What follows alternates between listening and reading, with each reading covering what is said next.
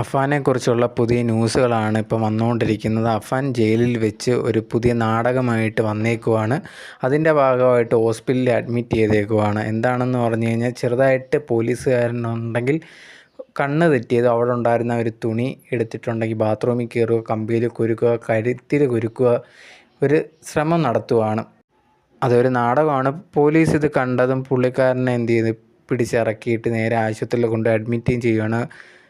എങ്ങനെയാണ് അവസ്ഥയെന്നൊന്നും ഇതുവരെ പറഞ്ഞിട്ടില്ല. ബട്ട് ഇങ്ങനത്തെ ഒരു നാടകം പോലെ സംഭവം നടന്നിട്ടുണ്ട്.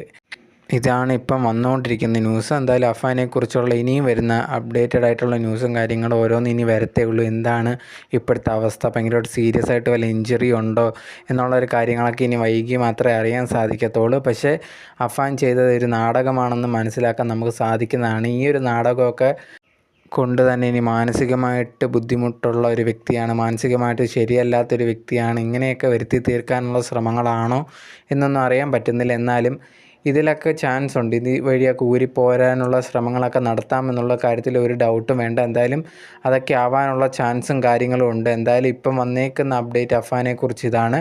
ഇതിനെപ്പറ്റി ഇനി ന്യൂസും കാര്യങ്ങളും വരുന്നതായിരിക്കും. അപ്പം നമുക്ക് അതിനെക്കുറിച്ച് വീഡിയോ ഫുള്ളായിട്ട് ചെയ്യാവുന്നതാണ്.